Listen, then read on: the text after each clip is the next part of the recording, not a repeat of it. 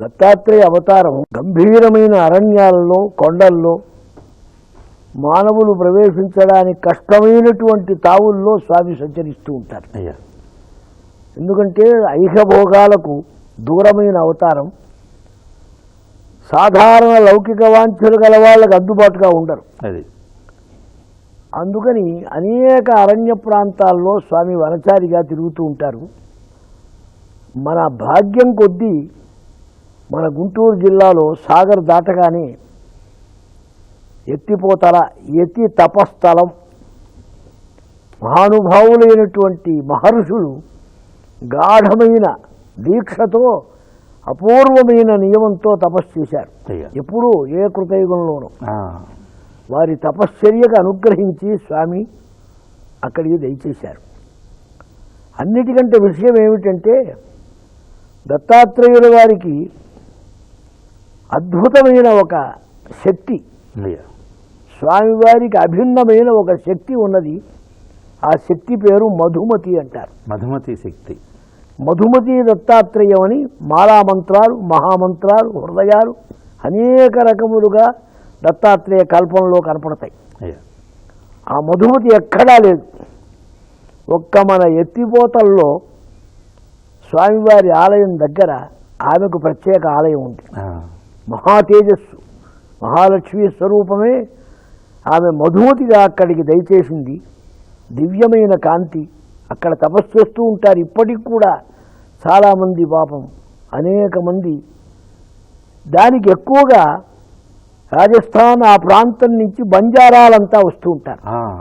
వాళ్లకు ప్రత్యక్ష దైవం ఆయన. వారు ఏటా వచ్చి ఒక సంవత్సరంలో, ఒక సంవత్సర కాలంలో కొన్ని పర్వాలు వాళ్ళు అక్కడ ఎన్నుకొని ఆ భయంకరమైన అరణ్యం, ఇప్పటికీ ఎత్తిపోతల గెస్ట్ హౌస్ అది ఉంది.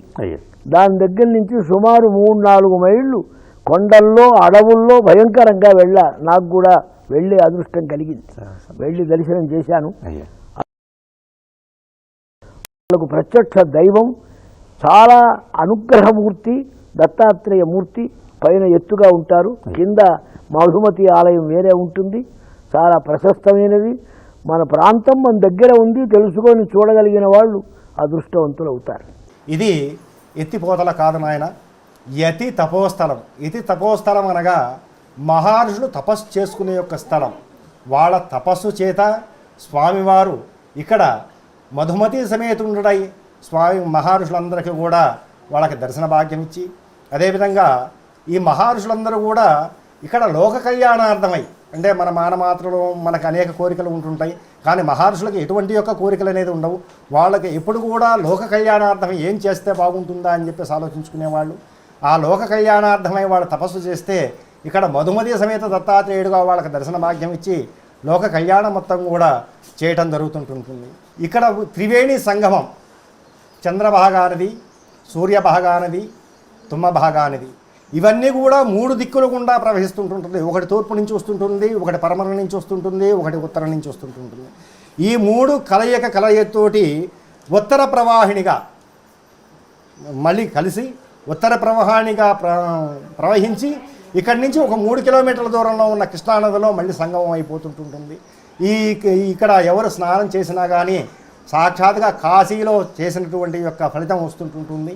ఒకటే ముఖం చేత, శిరసన నాగాభరణం చేత, 6 భుజాల చేత, హృదయంలో అమ్మవారిని పెట్టుకొని స్వామివారు ఇక్కడ వెళ్ళడం జరిగింది.